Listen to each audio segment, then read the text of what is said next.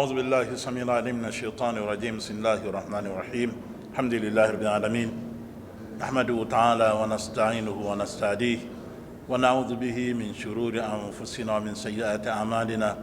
من يهده الله فهو المهتد ومن يضلل فلا هادي له. نشهد أن لا إله إلا الله وحده لا شريك له ونشهد أن محمدا عبده ورسوله. اللهم صل على محمد وعلى آل محمد كما صليت على إبراهيم وعلى آل إبراهيم. اللهم بارك على محمد وعلى آل محمد كما باركت على إبراهيم وعلى آل إبراهيم في العالمين إنك حميد مجيد. Amma baad, wapenzi watazamaji wa Wanazuoni TV, assalamu alaikum wa rahmatullahi wa barakatuh. Leo kwa sababu tumeingia ndani ya mwezi wa Shaaban, tumeendelea tuzungumze baadhi ya mambo ambayo yapo ndani ya mwezi huu wa Shaaban. Na mwezi wa Shaabani umekuja si katika miezi mitukufu, Allah subhanahu wa ta'ala ametuambia katika kitabu chake kitukufu, baada a'udhu billahi minash shaitani rajim, inna iddatash shuhuri 'inda Allahi 12 shahr fi kitabillah yawma khalaqa as-samawati wal arda minha 4 hurum, kwamba idadi ya miezi kwa Allah subhanahu wa ta'ala ni 12. Ndani ya miezi hiyo 12, haya ya kwamba miezi ni 12 imo kwenye kitabu cha Allah subhanahu wa ta'ala, Lauhul Mahfudh. Na katika hayo Allah anatuambia kwamba kuna miezi minne mitukufu. Mtume sallallahu alaihi wasallam alifafanua miezi hii minne mitukufu, akatutajia akituambia kwamba kuna miezi mitatu imefuatana ambayo ni mwezi wa Dhulqaada, Dhulhijja na Muharram, mfungo pili, mfungo tatu na mfungo nne, na mwezi wa Rajab ambao tumeumaliza hivi karibuni. Hii ni miezi mitukufu tokea kuumbwa mbingu na ardhi. Na tuna mwezi mtukufu ambao utukufu wake hasa umedhihiri katika umma huu wa Muhammad sallallahu alaihi wasallam, ambao ni mwezi wa Ramadhani. Sasa uliona kwamba tunaizungumzia Rajab, tunaizungumzia Shaaban, ingawa Shaabani si katika miezi mitukufu, lakini ina vitu muhimu sana ambavyo vinapatikana ndani ya mwezi huu wa Shaaban. Miongoni mwa haya ni kwamba maarufu sana kwamba Bwana Mtume sallallahu alaihi wasallam alikuwa na utaratibu, anafunga halafu anaacha kufunga funga za sunna, anafunga anaacha kufunga, na hakuna mwezi ambao alikuwa akifunga zaidi kama hadithi sahihi zilivyokuja, kama alivyokuwa akifunga ndani ya mwezi wa Shaaban. Kufunga kwake ndani ya mwezi wa Shaabani kulikuwa ni kukubwa kuliko mwezi mwingine wote ukiacha mwezi wa Ramadhani, mpaka masahaba ridwanullahi alayhi wakataka kupata maelezo zaidi kutoka kwa Bwana Mtume sallallahu alaihi wasallam, akiwemo sahaba mtukufu Usama bin Zaidi radhiallahu anhu, ambaye alizungumza na Bwana Mtume sallallahu alaihi wasallam akamwambia kwamba tumekuona kwamba katika mwezi huu wa Shaabani unafunga sana. Mtume sallallahu alaihi wasallam akasema kwamba mwezi huu yaghfulu anhu nnas, watu huwa wanaghafilika nao, baina Rajab wa Ramadhani. Huu mwezi upo katika miezi mitukufu, upo kati ya mwezi wa Rajab ambao ni mwezi mtukufu tokea kuumbwa ulimwengu, na upo kati yake mwezi wa Shaabani ambao ni mwezi mtukufu katika umma huu wa Muhammadin sallallahu alaihi wasallam. Sasa mwezi huu wanaghafilika sana watu, na Mtume sallallahu alaihi wasallam hakutaka kuwa awe miongoni mwa watu wenye kughafilika.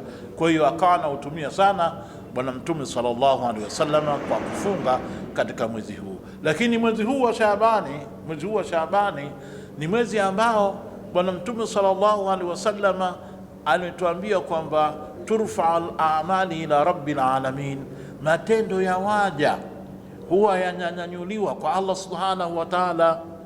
Mwezi huu wa Shaabani ni mwezi ambao matendo ya waja hunyanyuliwa kwa Allah subhanahu wa ta'ala. Matendo haya tunayoyafanya yanawekwa katika, leo hii tunasema kwamba katika mafaili. Kiswahili leo tunaweza kusema kwamba mfa'il, na kuna upitiaji wa matendo haya ambao hufanyika kila siku. Kuna upitiaji wa matendo ya waja wa kila siku. Kuna malaika ambao wanaishi na sisi, wanachukua taarifa zetu na kuziwasilisha kwa Mwenyezi Mungu Subhanahu wa Ta'ala. Hawa huwa wanakutana, wanabadilishana zamu kwetu sisi katika sala za alasiri na sala za alfajiri, na wanapokuja Allah Subhanahu wa Ta'ala huwauliza hali ya kuwa anajua mmewaacha vipi waja wangu. Hawa malaika husema kwamba tumewakuta wanasali na tumewaacha wanasali. Mwenyezi Mungu Subhanahu wa Ta'ala huambia kwamba shuhudieni kwamba hao ni mwasamehe madhambi yao. Sasa hili ni tukio linatokea kila siku kati ya sala ya alfajiri na wakati wa sala ya alasiri. Lakini kuna lile sasa tukio la wiki ambapo siku za Alhamisi na baadhi ya riwaya zinaonyesha pia Jumatatu kwamba ni kipindi ambacho ni siku ambacho matendo ya waja huangaliwa kwa wiki.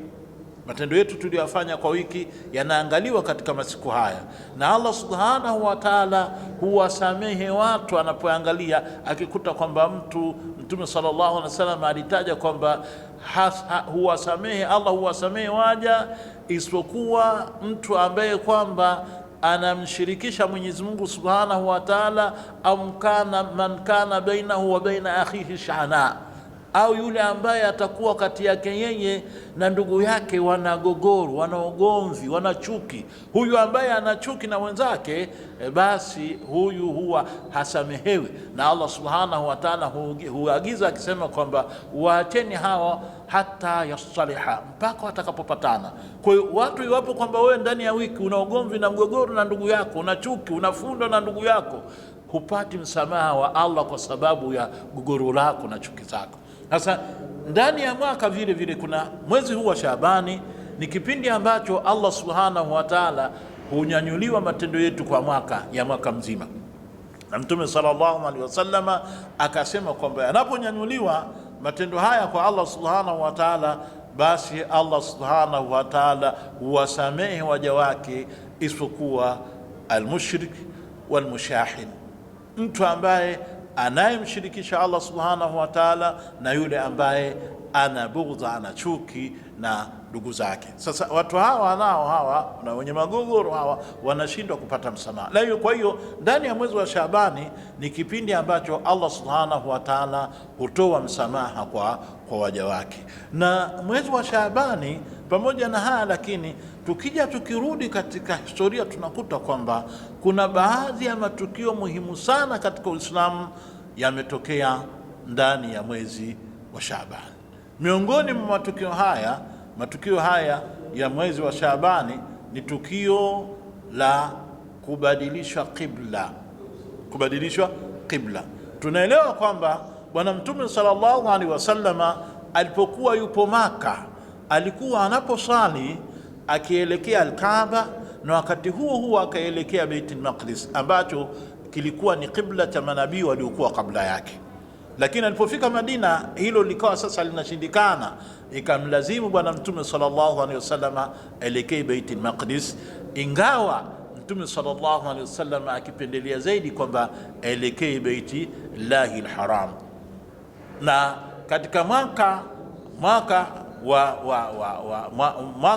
wa pili Mwenyezi Mungu Subhanahu wa Ta'ala akabadilisha qibla, badala ya kuelekea Baitul Maqdis, Bwana Mtume sallallahu alaihi wasallam akapewa amri kwamba aelekee Baitullahil Haram.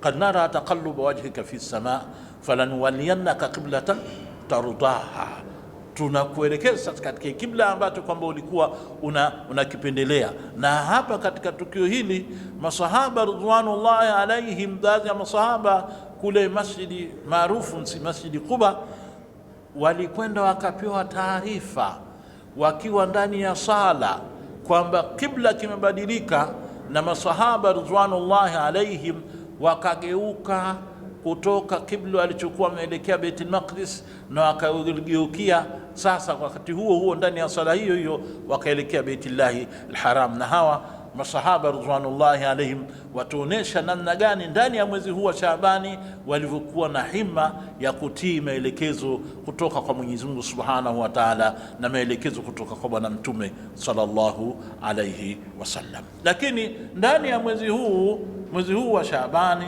vile vile kulifaradhishwa funga. Wanawazuoni wanatofautiana kwamba je, funga ya Ashura kabla ya kufaradhisha Ramadhani ilikuwa ni faradhi au ilikuwa ni sunna? Kwa sababu Bwana Mtume sallallahu alaihi wasallam alipokuwa Maka aliwakuta watu wanafunga Ashura, ile mwezi 10 mfungo 4, alikuta wanafunga, akafunga Bwana Mtume sallallahu alaihi wasallam Maka. Alipofika Madina, lakini watu wa Maka walikuwa hawana maelezo ya kutosha kuhusiana na kwa nini wanafunga. Mtume sallallahu alaihi wasallam alipofika Madina akawakuta si tu Waarabu bali mpaka Mayahudi akawakuta kwamba wanafunga siku hii ya Ashura. Hasa Mtume sallallahu alaihi wasallam, kwa sababu Mayahudi na Ahlul Kitab ni watu ambao wana mapokezi, akawaelekea na akawauliza, kwa nini nyinyi mnafunga Ashura? Mayahudi wakamweleza Bwana Mtume sallallahu alaihi wasallam kwamba hii ni siku tukufu, ni siku ambayo anjallahu Musa wa man maahu wa ahlaka Firauna wa man maahu, kwamba hii ni siku ambayo Allah subhanahu wa ta'ala alimwokoa Musa na wale waliokuwa pamoja naye Bani Israili, na ni siku ambayo alimwangamiza Firauna pamoja na wale waliowaungaji mkono wake, aliwaangamiza. Alipoangamiza basi Musa, fasama Musa wasama Banu Israili, Musa akafunga na Bani Israili wakafunga. Kwa hiyo funga hii ikawa inafungwa na Bwana Mtume sallallahu alaihi wasallam. Baada ya maelezo haya akasema kwamba nahnu aula bi Musa minkum, sisi tuna ukaribu zaidi na Musa kuliko nyinyi, kwa sababu nyinyi mnatafuta vya kufanya kwa katika yale aliyofanya Musa, lakini sisi aliyofanya Musa tuko nayo kulingana tokea kwenye imani mpaka utendaji. Kwa hiyo Mtume sallallahu alaihi wasallam akaendelea kufunga na akaamrisha watu kufunga, na ndio maana tunasema kwamba baadhi ya wanazuoni wakaona kwamba amri hili ya Bwana Mtume sallallahu alaihi wasallam kuamrisha watu kufunga ilikuwa ni ya lazima. Kwa hiyo baada ya hapo lakini ikaja ikafaradhishwa funga ya Ramadhani. Funga ya Ramadhani ikafaradhishwa ndani ya mwezi wa Shaabani, na ilipofaradhishwa Ramadhani sasa makubaliano wanazuoni wanasema kwamba ikawa sasa funga ya Ashura imebaki kwamba ni nini? Ni sunna. Kama ilikuwa ni sunna kabla ikaendelea kuwa ni sunna, lakini wanaona kwamba ilikuwa ni faradhi, sasa ikabakia ni sunna. Kwa hiyo funga hii ya Ramadhani ikafaradhishwa ndani ya mwezi huu wa Shaaban.